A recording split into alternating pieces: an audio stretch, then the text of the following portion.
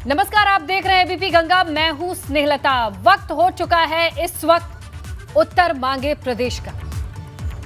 हम लगातार बात कर रहे हैं प्रदेश में बढ़ते कोरोना संक्रमण का। कोरोना से देश में हालात कितने बेकाबू हैं ये आप देख रहे हैं। देश में 24 घंटे में 2,95,041 नए केस सामने आए हैं। 18 तारीख से हर दिन देश में 2.5 लाख से ज्यादा कोरोना केसेस हैं। आज आंकड़ों की बात करें तो 3 लाख के करीब ये पहुंच गया। इतना ही नहीं, 24 घंटे में देश में मौत के रिकॉर्ड भी टूट चुके हैं। 24 घंटे में सबसे ज्यादा 223 संक्रमितों की मौत हुई है। यूपी में भी हालात अच्छे नहीं हैं। इन्हीं हालातों में कुछ ऐसे लोग भी हैं जो मजबूरों की जान का सौदा कर रहे हैं। नोएडा में कोविड मरीजों को दिए जाने वाले रेमडेसिविर इंजेक्शन की कालाबाजारी का खुलासा हुआ है। पुलिस ने इस मामले में एक आरोपी को गिरफ्तार किया है। वहीं दवा की कालाबाजारी पर सीएम योगी सख्त हो गए हैं। सीएम ने लोगों पर गैंगस्टर रासुका लगाने के निर्देश दिए हैं। वहीं प्रदेश में ऑक्सीजन की कमी की बात कर लें तो यूपी सरकार ने बड़ा कदम उठाया है। ट्रेन से बोकारो भेजे गए ऑक्सीजन के लिए कैप्सूल, अब इन कैप्सूलों के वापसी के साथ प्रदेश में ऑक्सीजन सप्लाई को थोड़ा बेहतर माना जाएगा। तो ये अहम चीजें हैं। 24 घंटे के आंकड़े आपके सामने हैं। रेमडेसिविर की कालाबाजारी पर कड़े कानून बनाने की जरूरत क्यों महसूस हुई, उसकी वजह आपके सामने है। गैंगस्टर और रासुका लगाई जाएगी ताकि सख्ती से काम हो सके। और इसी बीच जो ऑक्सीजन की किल्लत है, लखनऊ से जो तस्वीरें सामने आ रही हैं, उसके लिए कदम उठाए जा रहे हैं ताकि समय से पहले आपूर्ति हो पाए ऑक्सीजन की। एक एक मिनट भारी है तमाम ऐसे मरीजों के लिए। उनके लिए आने वाले वक्त के लिए 7 कैप्सूल रवाना किए गए हैं।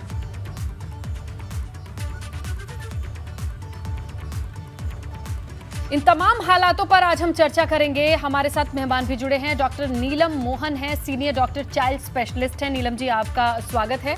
और इसके अलावा डॉक्टर रमा श्रीवास्तव हैं, प्रेसिडेंट आईएमए लखनऊ की। आपका भी स्वागत है हमारे इस खास चर्चा उत्तर मांगे प्रदेश में, जहां शुरुआत नीलम आपसे करेंगे। नीलम, देखिए, आज रासुका और गैंगस्टर लगानी पड़ रही है। लोगों को कहीं ना कहीं ये डर भी है कि आने वाले वक्त में क्या हो जाए। क्या लोगों को ये चीज मजबूर कर रही है कि रेमडेसिविर या फिर एंटीवायरल जो ड्रग आते हैं ओरल, उसकी भी कमी देखी जा रही है? लोग इकट्ठा करके खरीद रहे हैं या फिर ऐसे लोगों का फायदा वो लोग उठा रहे हैं जो कालाबाजारी में लगे हुए हैं, उन्हें पैसे बनाने की दिख रही है? सिचुएशन के पीछे आप क्या देख पा रही हैं? मेरे हिसाब से इट्स अ मल्टी प्रॉन्ड अप्रोच जो चल रहा है जी। नंबर 1, 85% को इन होम क्वारंटाइन में काम हो सकता है, लेकिन ये भय से कि आगे मिले या ना मिले, वो रॉन्ग उस तरीके से सब अस्पताल की तरफ भाग रहे हैं। सेकेंड, रेमडेसिविर के क्लियर कट इंडिकेशंस है। इनफैक्ट आज 2:30 बजे गवर्नमेंट ऑफ इंडिया की मीटिंग थी विद इंक्लूडिंग हमारे यहाँ से हॉस्पिटल से doctor Priyan and all meeting थी कि क्लियर कट हम इस तरीके को दें कि किसको यूज़ करना है। ऐसे नहीं है कि वो हर एक में ज़रूरी है, किस में ज़रूरी है वो भी समझना है। थर्ड, लोग इसको डेफिनेटली कोशिश कर रहे हैं काला बाजार की ओर ले रहे हैं, लेकिन गवर्नमेंट ने काफ़ी स्ट्रिक्ट लगा दिया। वो स्ट्रिक्ट से थोड़ा नुकसान भी हुआ है, बिकॉज कभी कभी आपको बेड नहीं मिल रहा है। तो आज अस्पताल में यही डिस्कशन हो रहा था कि बिना बेड के भी, जिस तरीके से 3 दिन पहले मैंने मीडिया में बताया था कि अगर हमारे पास कोई कोविड सेंटर्स हो जाए जहाँ पे किसी पेशेंट को मिनिमल ऑक्सीजन के साथ रेमडेसिविर की जरूरत है तो उसे दी जाए, तो ये फैसिलिटीज भी दे रहे हैं, बिकॉज उसका इतना सीवियर कोई एनाफिलैक्टिक रिएक्शन से कुछ है नहीं। तो हर एक चीज मल्टी प्रोंग्ड है। आज के टाइम में जो मेरे हिसाब से जो बहुत जरूरी है, majority of the infections mild हो रहे हैं जिनको वैक्सीन हो मिल चुकी है। बाकी के अंदर भी ये वायरस विरुलेंट है। अगर घर में एक को हुआ तो वो किसी को नहीं छोड़ा, लेकिन वो काफी माइल्ड है। वो डर से लोग एक्स्ट्रा कर रहे हैं। अगर किसी प्रकार से ये उन्हें समझाया जाए, बिल्कुल फैसिलिटी सबके लिए है अगर राइट पर्सन अप्रोच करे। बिल्कुल। और बाकी के लोग बिल्कुल नीलम, ये आपने बहुत जरूरी बात कही है। चलिए मैं फिर से दोहरा देती हूँ तमाम लोगों के लिए कि जितने लोगों को हो रहा है सबके सिम्टम्स इतने ज्यादा नहीं है और रेमडेसिविर कोई इंजेक्शन अपने आप से लेना नहीं है, तो इसको जरूरत से ज्यादा खरीदना या स्टॉक करना, ये सारी चीजें कहीं ना कहीं डर का माहौल है। डॉक्टर रमा, आप बताइए, आपको क्या लगता है, क्या लोगों के अंदर थोड़ी सी जानकारी की कमी है? रेमडेसिविर कब दी जाती है, जरा ये क्लियर कीजिए, और आम इंसान इसे खरीद के अपने पास ना रखे, क्योंकि ऐसे में क्या हो सकता है कि मारे डर के, मारे डिप्रेशन के लोगों ने दवा अपने पास हो सकता है रख ली हो और जिसे जरूरत हो उस वक्त स्टॉक खाली हो। बिल्कुल 85% पेशेंट्स को तो हॉस्पिटलाइजेशन की जरूरत ही नहीं पड़ती है, लेकिन डर इतना ज्यादा समाया हुआ है लोगों में कि मुझे समय रहते ऑक्सीजन नहीं मिलेगा, मुझे इंजेक्शंस नहीं मिलेंगे। इस डर से लोगों ने ब्लैक में खरीद के और संजो लिए हैं, अपने घर में स्टॉक कर लिया है। इस वजह से भी कमी हो गई है। जिनके पास भी पैसा था या अप्रोच था या जिनको अवेलेबल था, ऐसी कई रिपोर्ट्स हम लोगों को मिल रही है कि जिसको जरूरत है, जैसे बहुत सारे प्राइवेट हॉस्पिटल्स में नहीं है, गवर्नमेंट हॉस्पिटल्स में नहीं है, तो लोग बाहर से ब्लैक में खरीद के दे रहे हैं और उन्होंने अपने घर में रख लिया है। बिल्कुल। देखिए डॉक्टर रमा, बीच में आपको इंटरप्ट इसलिए कर रही हूँ क्योंकि मैं आपके मुंह से सुनना चाहती हूँ, अभी तक जितनी रिसर्च आई है, जितना हमने फॉलो किया है, 2 लहर अमेरिका और सारे डेवलप नेशन में आई थी, कहीं भी ये नहीं लिखा है कि ये कोविड की रामबाण दवाई है। कहीं भी ये एश्योरिटी नहीं है कि रेमडेसिविर लगाने से कोई एकदम ठीक हो जाएगा, है कि नहीं? अगर मैं गलत हूं तो मुझे सही कीजिए कि क्या ये कोई सटीक दवाई है, किस कंडीशन में दी जाती है और कितने सब पे कारगर हो, क्या ये जरूरी है? नहीं, आप बिल्कुल सही कह रही हैं। ट्रीटमेंट तो कस्टमाइज्ड होता है ना, कि किस पेशेंट को कौन सी दवा दी जाएगी। वो एक जनरल कैटेगरी तो होती नहीं है कि सबको रेमडेसिविर लगा दो, राइट? और मोर ओवर, क्योंकि कोई दूसरा एंटीवायरल ड्रग अभी तक इफेक्टिव नहीं मिला है, तो जो भी कोरोना के अगेंस्ट दवाइयां दी जा रही हैं, most of them are the treatment of pneumonia. जो लंग में इन्फेक्शंस हो जाते हैं या जो इन्फिल्ट्रेशंस हो जाते हैं, उनको ट्रीट करना जरूरी है, ऑक्सीजन सपोर्ट देना जरूरी है, एंटीवायरल प्रोफाइलैक्टिक दिया जाता है, दैट इज इन प्रैक्टिस, ये भी सच है। लेकिन वो रामबाण है, ऐसा कहीं भी अभी तक रिसर्च में नहीं आया है कि आप ये दे दीजिए और मरीज उठ के दौड़ने लगेगा, ऐसा कतई नहीं। तो एक कंबाइंड ट्रीटमेंट होता है, जो जिस मरीज को जिस दवा की जरूरत है, जितनी दवा की जरूरत है, वो उसको दिया जाता है। और एक स्टैंडर्ड प्रोटोकॉल पूरी दुनिया में बना हुआ है, हमारे इंडिया में भी वही फॉलो हो रहा है। तो लोग जो डर रहे हैं, घबरा रहे हैं और कोई ऑक्सीजन कॉन्सेंट्रेटर खरीद रहा है, कोई ऑक्सीजन के सिलेंडर्स खरीद रहा है, और इस वजह से भी कमी बढ़ गई है। तो इस कमी के बढ़ने से जिनको वाकई जरूरत है, अस्पतालों में जो भर्ती हैं, जिनका SpO2 फॉल कर रहा है, जिनको सीवियर कोविड निमोनिया हो रखा है, उनको जिन दवाइयों की जरूरत है और ऑक्सीजन सपोर्ट की जरूरत है, वो कम हो गया है। कमी तो पहले से है, बिल्कुल, क्योंकि नंबर ऑफ केसेस बिल्कुल बेअंदाज बढ़ गए हैं। लेकिन बाकी जो ब्लैक मार्केटिंग हो रही है और जो स्टॉक करके लोग रख ले रहे हैं, ये भी एक छोटा सा कारण है, बिल्कुल, जिसकी वजह से कमी बढ़ गई है। बिल्कुल, और ऐसे में परेशानी और ना बढ़े। देखिए, ऑलरेडी जो चीजें हैं वो बहुत ज्यादा बढ़ी हुई हैं, बहुत ही ज्यादा बिखरी हुई हैं।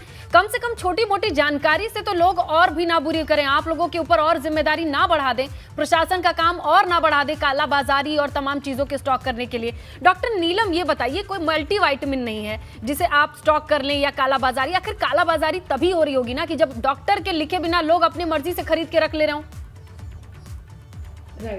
कोई डॉक्टर तो नहीं कहेगा कि कालाबाजारी यहाँ हो रही है, जाइए ले आइए और वो इंजेक्शन आपको लगाएंगे, ऐसा तो बिल्कुल भी नहीं हो सकता।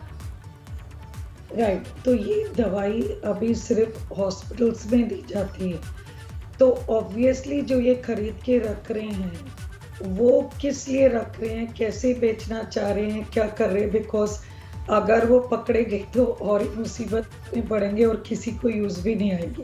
पहली बात ये समझाना चाहूंगी कि रेमडेसिविर एंटीवायरल है। आप जो कोविड में जो सीरियसनेस आती है, वो ये नहीं कि आपकी वायरस रिप्लिकेट करिए और वायरस के कारण आपका लोड इतना ज्यादा है, नहीं। आपकी जो सीरियसनेस है उसको हम कहते हैं साइटोकाइन स्टॉर्म। साइटोकाइन स्टॉर्म मतलब आपकी बॉडी का इन्फ्लेमेशन जो बढ़ता है और उसके अगेंस्ट जाता है, जिसको हम उल्टा इम्यूनोसप्रेशन देके उसको कम करते हैं तब नेक्स्ट 8 डेज के बाद। तो ये चीज सबको समझना है कि रेमडेसिविर एंटीवायरल एजेंट है, डेथ वायरल लोड से नहीं हो रही है, डेथ साइटोकाइन स्टॉर्म से हो रही है। तो सिर्फ वो लिमिटेड केसेस डॉक्टर आप आई हैं तो मैं आसान भाषा में समझना चाहूंगी, साइटोकाइन स्टॉर्म की जो आप बात कर रही हैं, थोड़ी बहुत गूगल करने पे जितनी जानकारी हमने भी जुटाई वो ये है कि ये जैसे ऑटो इम्यून डिजीज होती है, जैसे आपकी रोग प्रतिरोधक क्षमता आपके विपरीत काम करने लगे, कुछ इस टाइप की चीज है। इसमें तो कोई दवाई नहीं काम करेगी, जो जीवन रक्षक समझ रहे हैं लोग रेमडेसिविर या तमाम एंटीवायरल।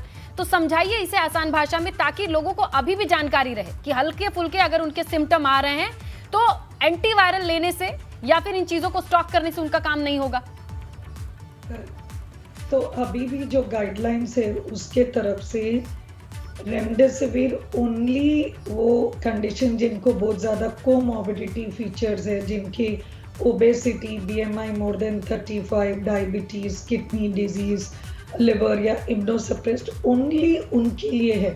बाकी लोगों को समझना चाहिए जब तक डॉक्टर ना कहें आप नहीं ले पाएंगे वो दवाई को, और वो स्टोर करके भी फायदा नहीं है, बिकॉज देने वाले तो डॉक्टर्स ही है जो देंगे। ये अपनी मर्जी से लेने वाली ये पैरासीटामोल नहीं है, इसे आप अपनी मर्जी से नहीं ले सकते हैं, इसे डॉक्टर्स के और कईयों को जरूरत नहीं पड़ती। डॉक्टर कितने केसेस में जरूरत पड़ती है? डॉक्टर रमा आप बताइए कि कितने केसेस में आप लोगों ने नोटिस किया है कि देना ही देना पड़ता है? देखिए, जैसा कि डॉक्टर नीलम ने बताया कि जो 60 इयर्स से ऊपर के पेशेंट्स होते हैं, जो पहले से डायबिटिक हैं, हाइपरटेंसिव हैं या कार्डियक पेशेंट्स हैं, किडनी पेशेंट्स हैं, ऐसे लोगों को तो देना ज़रूरी हो जाता है। तो इन लोगों की परसेंटेज जो हॉस्पिटलाइज्ड होते हैं उनमें 5 to 6% को तो ज़रूरत पड़ती ही पड़ती है। टोटल हॉस्पिटलाइजेशंस जो देखे गए हैं वो 15% ऑफ पेशेंट्स में है, लेकिन उसमें 5 से 6% को ये देना ही पड़ता है और बाकी को रिजर्व में रखना पड़ता है कि अगर उनका वायरल लोड बढ़ा हुआ है, उनका डी डाइमर बढ़ा हुआ है, मतलब जो इन्वेस्टिगेशंस कराने पे जो डिफरेंट पैरामीटर्स होते हैं उनमें अगर कुछ खतरा दिखाई देता है तो डॉक्टर्स ये इंजेक्शन चलाते हैं और ये इंट्रावेनस चलता है, ये घर में लगाने का कोई प्रश्न ही नहीं उठता। इसलिए घर में के रखना तो मेरी समझ से बिल्कुल गलत है। हॉस्पिटल्स में रेगुलर सप्लाई होना चाहिए ऑक्सीजन का भी, और बाकी के जितने इंजेक्शंस जरूरी हैं कोविड या नॉन कोविड पेशेंट्स के लिए, वो सब चाहे वो अस्पताल प्राइवेट हो या सरकारी हो, उनकी सप्लाई को रेगुलेट करना बहुत बहुत जरूरी है। बिल्कुल, तो यहाँ पर उनकी सप्लाई पे ध्यान देना है, अपने पास ऐसे डर के मारे, डर के माहौल के बीच में चीज़ों को स्टोर ना किया जाए। क्योंकि देखिए डॉक्टर नीलम, ये भी है ना कि हम मीडिया में भी ये बताते हैं कि ये दवाई बहुत ज़रूरी है, लाइफ सेविंग ड्रग है, लोगों को अपने लाइफ के लिए, उनकी भी ज़्यादा गलती नहीं है क्योंकि वो इतने डरे हुए हैं, उनको लग रहा है कि जब ज़िंदगी अगर ख़त्म हो जाए उससे पहले तो अच्छा है कि हम कुछ चीज़ें रख लें। तो इसमें कुछ आप ऐसे बताइए आंकड़े कि ये तमाम चीज़ें जितना स्ट्रेस लोग ले रहे हैं, कहीं उसका असर भी तो इम्यूनिटी पे नहीं पड़ रहा है। एक और मैं बात बताना चाहूंगी कि जो हमने अभी आपको कोमॉर्बिडिटीज बताई है जिसमें देने की जरूरत पड़ती है, जो एविडेंस है, आपको खुशी ये बात की जानकर होगी कि जो हमने वैक्सीन दी है ये सारे by the grace of God India में सारे more than 60 years and comorbidity को ऑलरेडी वैक्सीन मिल चुकी है, जिन्होंने गवर्नमेंट की बात मानी और उसको लगाई है। तो जो ये रिस्क पे थे by the grace of God, उनको तो ये वैसे ही वैक्सीन लगने के बाद अगर इन्फेक्शन होगा तो वो सीवियर है ही नहीं। हमने कम से कम नहीं तो 25 डॉक्टर्स देखे हैं जिनको हुआ है, बट आई थिंक वो इसलिए हो रहे हैं कि वो हवा में होने के कारण वेरी इजीली हमें हो जा रहा है। लेकिन कोई भी डॉक्टर ऐसा नहीं है जिसको मैं बोलूं कि बहुत हाई ग्रेड फीवर हुआ और कोई ऐसी तकलीफ हुई जो हम बोलें कि माइल्ड नहीं है, वो वैसे ही टेस्ट से पता चल गया है, लेकिन सब माइल्ड है। तो जो भी इनको जो कोमॉर्बिडिटी और जिनमें चाहिए, लकीली उनको वैक्सीन मिल चुकी है, तो उनको भी स्टोर करके रखना नहीं है क्योंकि वो वैक्सीन के बाद कम है। वही जिन्होंने वैक्सीन नहीं लगाई है उनको रिस्क है, लेकिन लेस देन 45 में ये तो रिस्क फैक्टर्स बहुत कम रह चुके हैं। तो नंबर 1। सेकेंड, आज ICMR की स्टडी में बताया गया कि जो ये डबल म्यूटेंट्स हमारी इंडिया में आए हैं उसमें भी वैक्सीन प्रोटेक्टिव है। तो that is a very good thing जो ICMR की स्टडी से बिल्कुल डॉक्टर नीलम, यानी कुल मिला के जब हम वैक्सीन लेते हैं, भले मान लीजिए वो 10 लेवल पे काम ना करे, 10 एंटीबॉडी ना बनाए, लेकिन 3-4 एंटीबॉडी बना के भी कम से कम हमें हॉस्पिटल जाने से रोक सकती है, मोर्टेलिटी यानी कि मरने वाली कंडीशन से बचा ले रही है। ये सारी चीजें काश बहुत पहले हम लोगों ने डिस्कस की होती और कुछ और लोग वैक्सीनेट हो पाए होते तो कितना अच्छा रहता, लेकिन अभी भी लेट नहीं है। हम इस चर्चा पर लगातार बने हुए हैं। वक्त एक ब्रेक का है, देखते रहिए बीच में। तो चर्चा इस बात की है कि आखिर काला बाजारी के लिए गैंगस्टर एक्ट रासुका लगाना पड़ रहा है। हमारे साथ 2 मेहमान बने हुए हैं, डॉक्टर्स, जिनसे हम राय लेने की कोशिश कर रहे हैं, समझने की कोशिश कर रहे हैं कि काला बाजारी करने वाले लोगों के झांसे में ना आए, चक्कर में ना आए, और तमाम जो परिस्थिति है उस पर थोड़ी जानकारी, ताकि आप पैनिक ना करें और परिस्थितियों को बेहतर तरीके से समझें, मदद कर पाएं हमारे ऐसे फ्रंट लाइन वर्कर्स की, जो पुलिस हैं और जो हमारे डॉक्टर्स हैं, ताकि और केओस ना बढ़े। डॉक्टर नीलम मोहन, हम आपके पास आना चाहेंगे और जानने की कोशिश करेंगे कि देखिए, जो लोग घर पे रह रहे हैं, जो लोग होम क्वारंटीन हैं, उनको क्या क्या चीज़ें करनी चाहिए, क्योंकि कई बार ऐसा होता है कि उनकी परिस्थिति ठीक होती रहती है, लेकिन घबराहट के मारे, टेंशन के मारे और हालात खराब होते चले जाते हैं, उनके आसपास लोग और डर जाते हैं। ऐसे में जिसके घर में कोई पॉजिटिव रहता है, वो और भी चीज़ों की ओर भागता है। राइट। तो पहली बात तो जिसको घर में पॉजिटिव है उसके लिए आजकल सब हॉस्पिटल्स इन सब हम लोग एक सिस्टम स्टार्ट कर रहे हैं जिसको home care phone, helpline phones, all hospital से कनेक्टेड है, जो प्राइवेट में भी है। बिसाइड्स गवर्नमेंट जिसके पास एडमिट है तो उनका अपना लोड है काफ़ी ज़्यादा। तो पहली बात तो पेशेंट को सिम्टोमेटिक ट्रीटमेंट देनी है। दैट मीन्स टेम्परेचर का आपको रिकॉर्ड करके अगर बुखार हुआ तो आपको पैरासीटामोल देनी है। हम कोशिश करते हैं कि बहुत strong ibuprofen and mefenamic acid जैसी अवॉइड करें अनलेस फीवर बहुत हाई हो जाए और आपकी प्लेटलेट्स ठीक हैं। हाइड्रोथेरेपी जिसमें कि सारे टवल्स को आप गिला करके अपनी बॉडी पर लगा लें, दैट इज गुड अगर आपका बुखार ज्यादा जा रहा हो।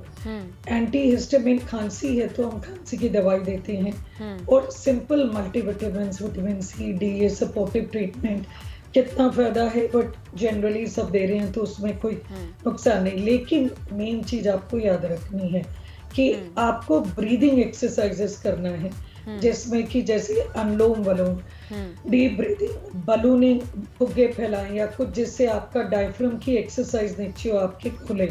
और जब आपको लगता है कि पल्स ऑफ सैचुरेशन, हम कहते हैं कि लोगों को अपना ऑक्सीजन को चेक कर ले, अगर oxygen less than 95, less than 93 आ रहा हो, और अगर आप श्योर है कि आपने उसको ठीक से लगाया और गड़बड़ में घबराए नहीं हो, 2-4 बार आपने चेक कर लिया हो, तभी आप अगेन कनेक्ट कर सकते हैं, बिकॉज तब आप बिल्कुल डॉक्टर नीलम मोहन, क्योंकि लोगों को यहाँ पे भी ऑक्सीमीटर भी इस्तेमाल करने बहुत तरीके से, बहुत सारी कंडीशन है, बहुत ठंड में कर लिया, ये बहुत सारी चीजें आप इतना कुछ गूगल कर सकते हैं, आप रेमडेसिविर खोज के दवाई उसको काला बाजारी करने वालों को खोज सकते हैं। यकीन मानिए 2-4 टर्म्स लोगों को भी यहाँ पे पढ़ लिख लेना चाहिए थोड़ा, अगर सुविधा है तो पता लगाइए कि पल्स ऑक्सीमीटर कैसे इस्तेमाल किया जाता है, पता लगाइए साइटोकाइनिन स्टॉर्म क्या है, तब आपको घबराहट थोड़ी कम होगी, इन चीज़ों के पीछे कम भागेंगे। डॉक्टर रमा, आप भी आइए और हमें बताइए कि अगर मान लीजिए कि इस तरीके की चीज़ें, आपको जाते जाते कुछ फाइनल संदेश देना। अब तो WHO ने कहा कि डबल मास्क से थोड़ी चीज़ें ठीक हो सकती हैं अगर सुरक्षा की बात की जाए। देखिए, सभी के लिए, पूरे देश के लोगों के लिए स्टैंडर्ड नॉर्म्स हैं कोरोना से बचने के लिए और दूसरों को बचाने के लिए। डबल मास्क या N95 मास्क, ये तो निहायत ही जरूरी है। जब भी आप किसी दूसरे से मिल रहे हैं जो कि घर का सदस्य नहीं है, उसके पॉजिटिव या नेगेटिव होने के बारे में आप जानते ही नहीं हैं, क्योंकि बहुत सारे पॉजिटिव पेशेंट्स हैं जो कैरियर्स की तरह काम करते हैं और वो दूसरों को दे सकते हैं, खुद उन्हें कोई सिम्टम नहीं है। तो इसलिए ये बहुत ही जरूरी है। बिल्कुल, मास्क N95 लगा के रखें। बिल्कुल डॉक्टर, बार 3 बार 4 बार साबुन से हाथ धोएं, क्योंकि देखिए अब जो परिस्थिति है उस पर अब सबको अपने तरीके से काम करना है। हमने आज ये चर्चा इसलिए की कि हम आप जागरूक होकर कितनी मदद कर सकते हैं, हॉस्पिटल का लोड कैसे कम कर सकते हैं, कम से कम इन चीज़ों के बारे में जानकारी रहे तो थोड़ी आसानी ज़रूर होगी। डॉक्टर नीलम और डॉक्टर रमा, आप दोनों का बहुत बहुत शुक्रिया हमसे जुड़ने के लिए, तमाम जानकारी साझा करने के लिए। तो ये तमाम चीज़ें हैं, SMS याद रखिए, सैनिटाइज करिए अपने हाथ को, मास्क पहनिए, और वो भी अब डबल मास्क या N95 मास्क पहनने की हिदायत दे रहे हैं डॉक्टर्स। इसके अलावा सोशल डिस्टेंसिंग को फॉलो कीजिए, और ऐसा करने के लिए जो कहे कम से कम उसकी बात मान लीजिए। आज बस इतना ही। देखते रहिए तमाम खबरों के लिए ABP गंगा।